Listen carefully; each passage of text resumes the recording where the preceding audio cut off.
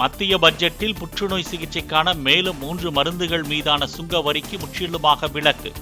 X ray எந்திரங்களுக்கான டியூபுகள் உள்ளிட்ட உபகரணங்கள் மீதான சுங்க வரியும் குறைப்பு. உள்நாட்டில் உயர்கல்வி பயிலும் மாணவர்களுக்கு 10 லட்சம் ரூபாய் கல்விக் கடன் வழங்கப்படும் என நிதியமைச்சர் அறிவிப்பு. நாடு முழுவதும் உள்ள தகுதியுள்ள 1 லட்சம் மாணவர்களுக்கு கல்விக் கடன் மீதான வட்டி இ-வவுச்சர் மூலம் தள்ளுபடி செய்யவும் முடிவு. தங்கம் மற்றும் வெள்ளியின் மீதான சுங்கவரி 15லிருந்து 6%, பிளாட்டினம் மீதான சுங்கவரி 15.4லிருந்து 6.4%, குறைப்பு. மொபைல் போன், அவற்றுக்கான சர்க்கியூட் போர்டு மற்றும் சார்ஜர் மீதான அடிப்படை சுங்கவரி 15% குறைக்கவும் முடிவு. 7 முதல் 10 லட்சம் ரூபாய் வரையிலான தனிநபர் வருமானம் மீது 10% வரி, 10 முதல் 12 லட்சம் வரை 15% வரியும், 12 முதல் 15 லட்சம் வரை 20% வரியும் விதிக்க முடிவு. மத்திய பட்ஜெட்டில் வேளாண் துறைக்கு 1,52,000 கோடி ரூபாய் ஒதுக்கீடு. பருப்புகள் மற்றும் எண்ணெய் வித்துக்கள் உற்பத்தியில் தன்னிறைவை எட்டவும் திட்டம். பிரதமர் வீடு கட்டும் திட்டத்தின் கீழ் நகரங்கள் மற்றும் கிராமப்புறங்களில் மேலும் 3 கோடி வீடுகள் கட்டப்படும். 10 லட்சம் கோடி ரூபாய் மதிப்பீட்டில் நகர்ப்புற ஏழை மற்றும் நடுத்தர மக்களின் வீடு கட்டும் தேவைகள் பூர்த்தி செய்யப்படும் எனவும் அறிவிப்பு.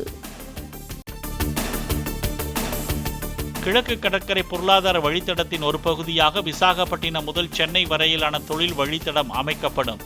ஹைதராபாத், பெங்களூரு இடையே மற்றொரு தொழில் வழித்தடத்தை ஏற்படுத்தவும் திட்டம். சமூகத்தின் ஒவ்வொரு பிரிவு மக்களுக்கும் பலமளிக்கும் வகையில் மத்திய பட்ஜெட் தாக்கல் செய்யப்பட்டுள்ளதாக பிரதமர் மோடி கருத்து. கடந்த 10 ஆண்டுகளில் ஏழ்மையில் இருந்து மீட்கப்பட்டுள்ள புதிய நடுத்தர வர்க்கத்தினர் 25 கோடி பேருக்கு பட்ஜெட் அதிகாரம் அளிக்கும் என்றும் கருத்து. கூட்டணி கட்சியினரை திருப்திப்படுத்த பிற மாநிலங்களின் நலனை கருத்தில் கொள்ளாமல் பட்ஜெட் தாக்கல் செய்யப்பட்டுள்ளதாக ராகுல் காந்தி விமர்சனம்.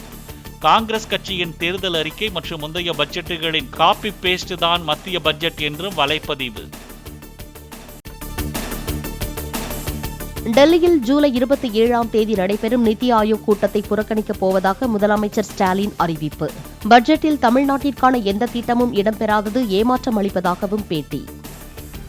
வருகிற 27ஆம் தேதி பிரதமருடைய தலைமையில் நிதி ஆயோக் கூட்டம் நடக்கிறதா அறிவிக்கப்பட்டிருக்கு. அதில் நானும் பங்கேற்க திட்டமிட்டு இருந்தேன், அதுக்காக தயாராகிட்டு இருந்தேன். ஆனால் நிதிநிலை அறிக்கையில் தமிழ்நாடு ஒட்டுமொத்தமாக புறக்கணிக்கப்பட்டிருக்கிறதை கண்டிக்கிற வகையில் அந்த கூட்டத்தில் பங்கேற்க வேண்டாம்னு நான் முடிவெடுத்திருக்கிறேன்.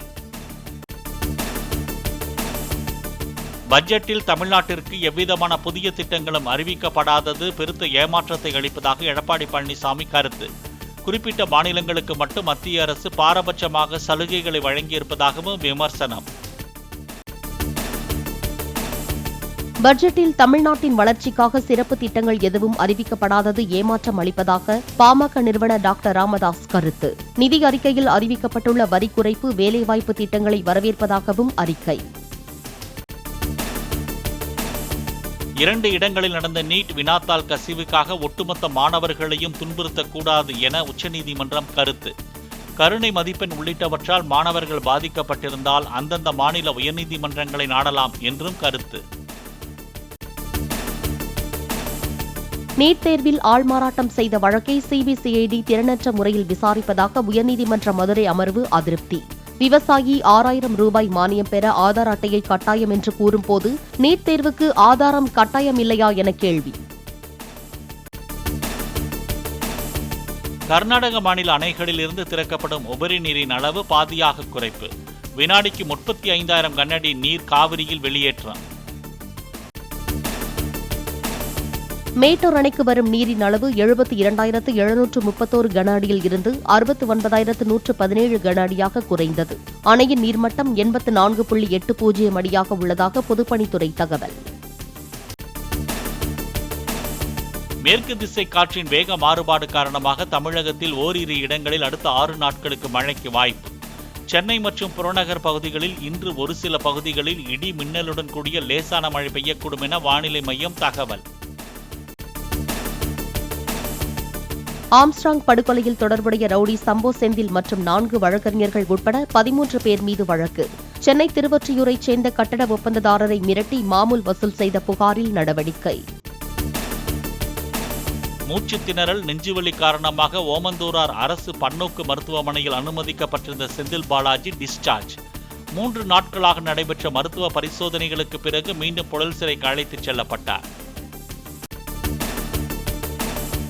கேரளாவில் நிபா வைரஸ் பாதிப்பு எதிரொலியாக நீலகிரி, தென்காசி மாவட்ட எல்லைகளில் சோதனைச் சாவடிகள் அமைப்பு. தமிழகத்திற்குள் நுழையும் பயணிகள் உடல்நிலையை சோதித்து வாகனங்களுக்கு கிருமிநாசினி தெளித்து அனுப்பும் சுகாதாரத்துறையினர்.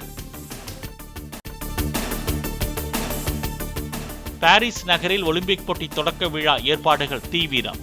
ஈஃபில் டவரில் அமைக்கப்பட்டுள்ள ஒலிம்பிக் சின்னத்தின் பின்புறம் வானில் தென்பட்ட முழு நிலவு. H-125 ஒற்றை என்ஜின் ஹெலிகாப்டர்களை இந்தியாவில் அசெம்பிள் செய்ய ஒப்பந்தம் கையெழுத்து. டாடா ஏர்பஸ் இடையேயான ஒப்பந்தம் நாட்டின் விமான போக்குவரத்து துறைக்கு ஏற்றம் தரும் என எதிர்பார்ப்பு. பாரிஸ் வருகை தந்த ஆஸ்திரேலிய அணியை சேர்ந்த வீராங்கனைக்கு கொரோனா பாதிப்பு. ஒலிம்பிக் போட்டிகளில் பங்கேற்க இருந்தவரை ஓட்டலில் தனிமைப்படுத்தி நடவடிக்கை.